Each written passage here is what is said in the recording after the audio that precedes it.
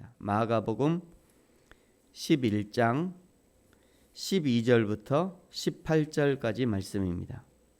우리 한 목소리로 천천히 같이 읽겠습니다. 시작.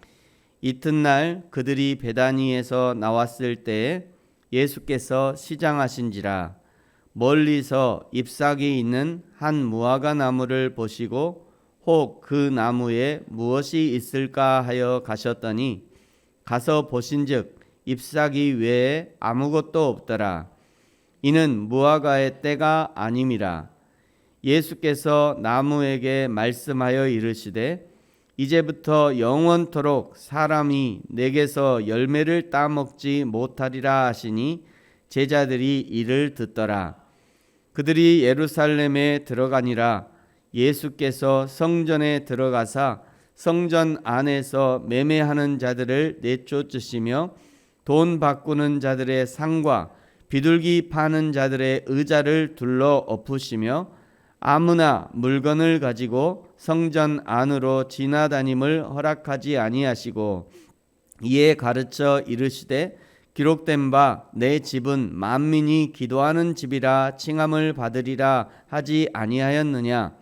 너희는 강도의 소굴을 만들었도다 하시매 대제사장들과 서기관들이 듣고 예수를 어떻게 죽일까 하고 꾀하니 이는 무리가 다 그의 교훈을 놀랍게 여김으로 그를 두려워함일러라. 아멘. 2장 오늘 11장 12절에 시작하면서 이튿날이라고 말하고 있습니다. 예수님이 군중이 흔드는 종려나무 가지에 호산나 찬양을 들으면서 예루살렘 성에 입성했던 그 다음 날 이런 의미입니다. 11장을 시작하는 그 시작 부분에 보시면 예수님은 아무도 타지 않은 나귀를 타시고 예루살렘에 입성하셨고 그 모습을 본 사람들이 찬송하리로다 가장 높은 곳에서 호산나 하면서 찬송을 불렀습니다.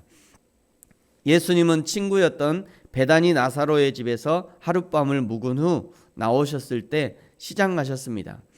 베다니 나사로의 집은 매우 가난했기 때문에 예수님께 아침을 대접해 줄 수 없었습니다. 그 상황을 아는 예수님도 아침을 달라고 요구하지 않았을 것이고 그렇게 그냥 짐을 챙겨서 나오신 것입니다. 오늘 13절에 보니까 멀리서 보니 잎사귀가 무성한 무화과 나무가 보였습니다. 이스라엘 사람들이 여행하는 사람들이나 또 가난한 자들에게 먹을거리가 되라고 길거리에 심어둔 무화과였습니다. 예수님이 그 무화과 나무를 보고 마침 배도 고프니 당연히 그 무화과 나뭇잎 사이에 분명히 잘 익은 무화과 하나쯤은 있지 않을까 기대를 하시고 가셨던 것이죠. 그러나 정작 무화과 잎을 들춰보니 아주 작은 열매 하나도 찾지 못했습니다. 그러자 예수님께서 그 나무를 향해서 저주하시죠. 14절에 보시면 예수께서 나무에게 말씀하여 이르시되 이제부터 영원토록 사람이 내게서 열매를 따먹지 못하리라 하시니 제자들이 이를 듣더라.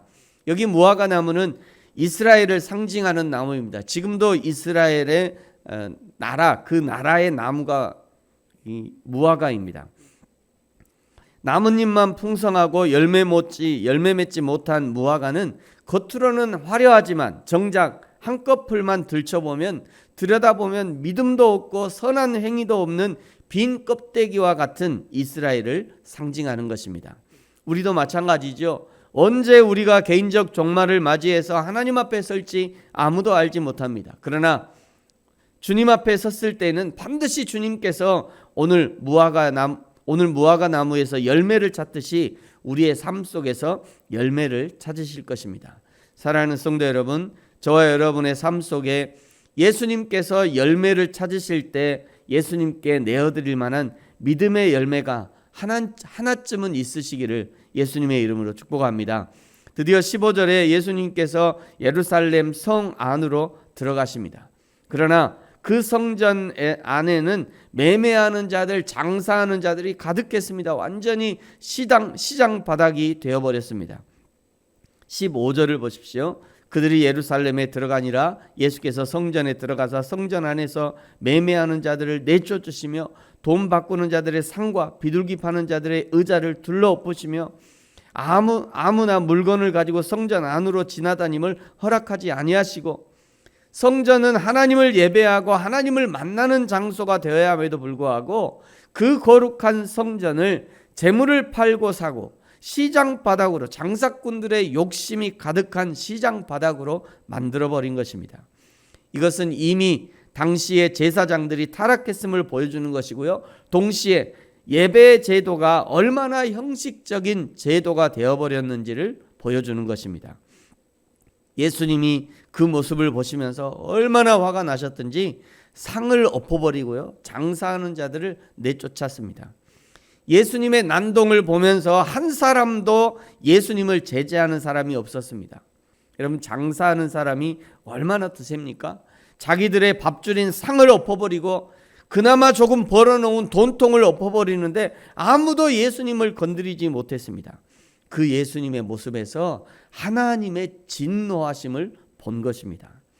화를 내시고 내쫓으시는 예수님의 모습에서 하나님의 심판의 모습을 본 것이에요. 그래서 18절은 대제사장들, 서기관들이 저 예수를 어떻게 죽일까 생각했지만 그러나 그를 두려워했다라고 기록하고 있습니다. 사랑하는 성도 여러분, 저와 여러분의 마음의 성전은 얼마나 깨끗하게 유지되고 있습니까?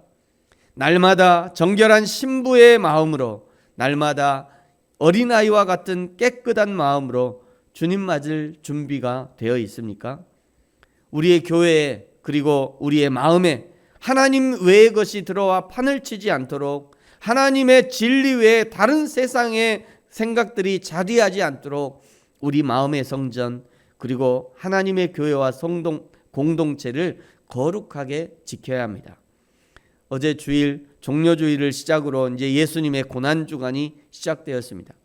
고난주간을 통해 나는 무성한 잎사귀가 있으나 그러나 열매는 없는 무성한 무화과 나무는 아닌지 돌아보고, 내 마음의 상태가 시끄러운 시장 바닥과 같아서 하나님을 예배하는 것보다 종교 행위를 통해 이익을 얻는데 관심을 두고 있지 않은지, 이 고난주간을 통해서 나 자신의 마음과 행위를 잘 살피고 또 주님의 부활을 기쁨으로 준비하는 저와 우리 모든 성도님들 되시기를 예수님의 이름으로 축복합니다. 기도하겠습니다. 하나님 아버지, 감사합니다.